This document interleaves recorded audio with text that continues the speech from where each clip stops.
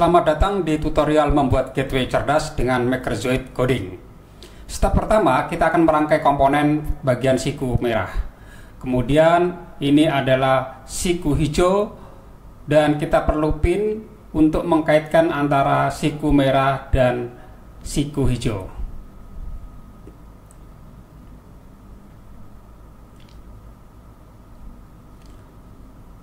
Perhatikan tata letak setiap pin pada lubang-lubang siku, jangan sampai keliru. Ya, seperti ini. Ada 3 pin yang kita tancapkan di siku merah dengan komposisi seperti pada tayangan berikut. Kemudian kita pasang pin lagi pada siku warna hijau. Dan perhatikan juga di bagian lubang yang mana pin ini harus kita tancap. Dan kemudian kedua siku kita rangkai dengan pin yang sudah kita pasang sebelumnya. Ya, seperti ini pemirsa. Sudah saling mengikat dari dua siku hijau dan siku merah ini. Ya, perhatikan tata letak pinnya seperti apa, jangan sampai salah. Ya, seperti ini pemirsa ya. Step kedua, kita cari bahan-bahan batangan seperti ini. Kemudian kita perlu juga batang lempeng warna putih. Pemirsa kita perlu juga as warna putih. Dan kita perlu engsel seperti ini warna putih, dan juga pin warna hitam seperti yang kita pakai pada step pertama tadi. Dan kita akan mencoba mulai memasang beberapa pin pada batang warna hijau yang sudah kita siapkan. Kita lihat pemirsa ya, letak lubangnya di bagian mana harus diperhatikan. Kemudian kita pasang engsel warna putih dan kita juga masukkan as roda warna abu-abu. Seperti ini ukurannya, jangan salah mengambil dari komponen yang ada pemirsa ya. Oke, perhatikan letaknya seperti ini. Berikutnya kita ambil lagi batang warna hijau lagi dengan ukuran yang sama dengan sebelumnya. Juga kita perlu beberapa blok warna putih untuk mengkombinasikan, juga yang warna hijau seperti ini, dan pin warna hitam. Kita akan coba mulai memasang beberapa bagian ya, balok warna putih, kemudian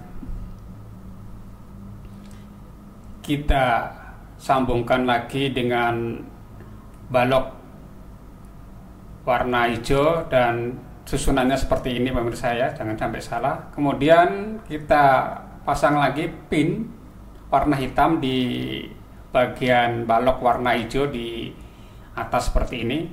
Lihat posisinya, perhatikan jangan sampai salah. Kemudian kita gabungkan antara balok yang pertama dengan balok yang kedua tadi, sehingga jadinya seperti ini pemirsa. Ini nanti akan sebagai palang pintu yang nanti akan bisa digerakkan oleh motor dinamo. Nah, bisa bergerak hingga 45 derajat. Kemudian kita ambil lagi dua balok yang ukurannya sama. Perhatikan lingkarannya ada berapa, pemirsa harus hitung. Nah, balok yang barusan kita ambil, kita akan satukan dengan dua balok sebelumnya. Nah, sehingga nampak seperti ini pemirsa. Ya, balok yang dua sebagai penompang, kemudian balok yang satu sebagai palang pintu yang akan bergerak naik turun hingga 90 derajat. Seperti ini. Berikutnya kita ambil dinamo atau motor penggerak. Kemudian kita ambil as warna hitam dengan ukuran seperti ini, jangan sampai keliru. Kemudian ada blok lingkaran warna hijau, seperti ini bentuknya, jangan sampai salah. Kemudian ada pin lagi warna hitam. Kita akan coba pasang di bagian-bagian balok. Kita pasang pinnya dulu. Kemudian bagian as dinamo kita masukkan ke dalamnya, dan kita juga pasang 2 pin di sisi kiri dan kanan dinamo sebagai untuk melekatkan ke bagian yang lain agar lebih kokoh. Dan kita masukkan dinamo ke beberapa lubang di bagian balok penampang atau di kaki dari palang pintu ini. Perhatikan pemirsa, posisinya di lubang ke berapa, di sini di lubang ke-4 dinamo ini nanti kita masukkan. Kemudian kita ambil lagi as yang warna hitam, kita akan pasang di bagian baloknya, dan juga kita ambil gear ya ukuran seperti ini pemirsa, jangan salah mengambil ukuran. Dan ada juga kita perlu gear yang agak lebar dengan 4 lubang, dan kita juga perlu roda yang transparan warna hijau ini, 2 biji, yang nanti akan kita pasang dengan karet seperti ini sehingga dua-duanya bisa berputar. Oke, kita mulai memasang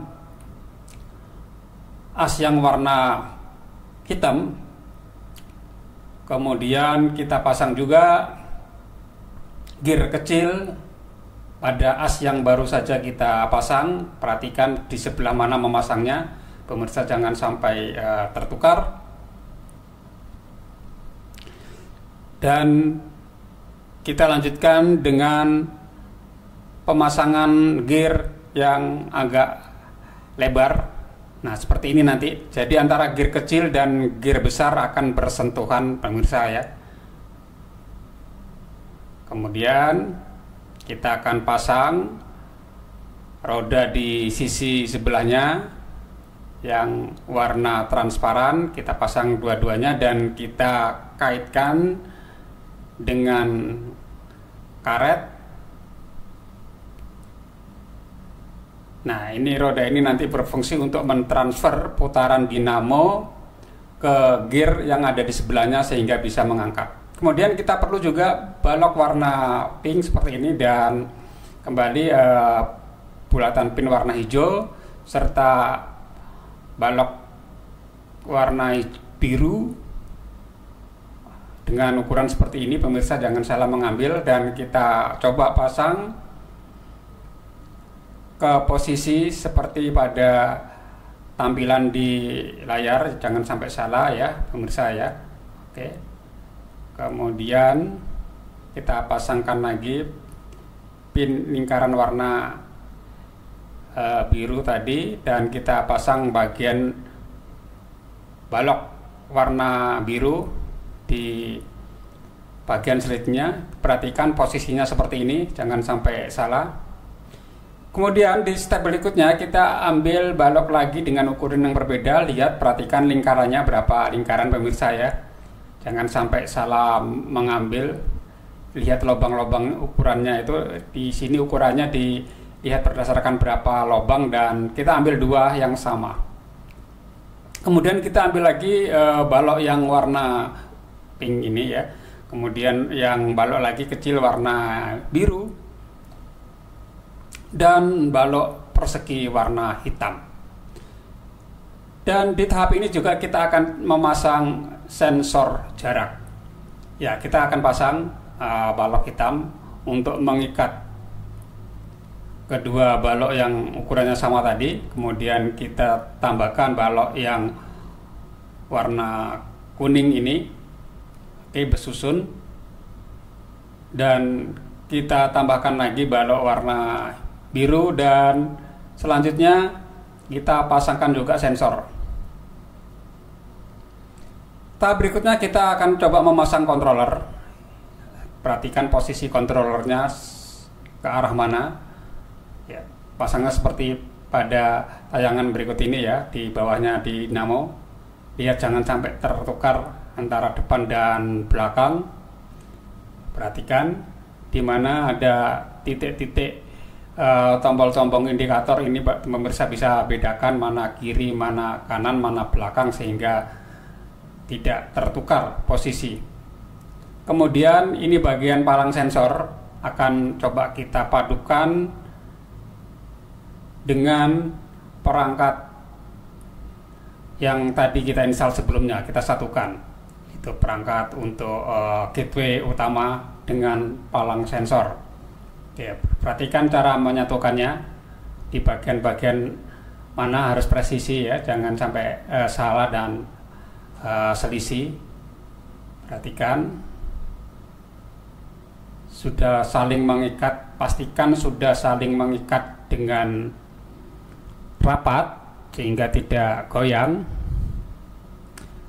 Selanjutnya kita pasang beberapa pin warna putih yang kita taruh di batang penggerak palang pintunya. Yang pintu yang bergerak naik turun ini kita pasang 3 pin, yang mana pin ini nanti akan berfungsi untuk menempelkan papan. Nah, sekarang kita akan coba membangun papan. Kita ambil balok putih, balok warna kuning, dan balok warna abu-abu, kita coba satukan seperti ini. Ini sebagai papan yang menghalangi kendaraan di pintu gerbang. Oke, kita sambungkan karena kita perlu papan yang agak panjang, maka kita konstruksi dari beberapa papan yang lain. Kita sambungkan antara papan putih ya dengan papan yang berwarna abu-abu. Kita coba lekatkan dengan balok yang warna kuning. Kemudian kita perlu juga yang warna putih ini ya, kita pasang di sini. Lihat posisinya, jangan sampai salah. Nah, sekarang kita pasangkan ya.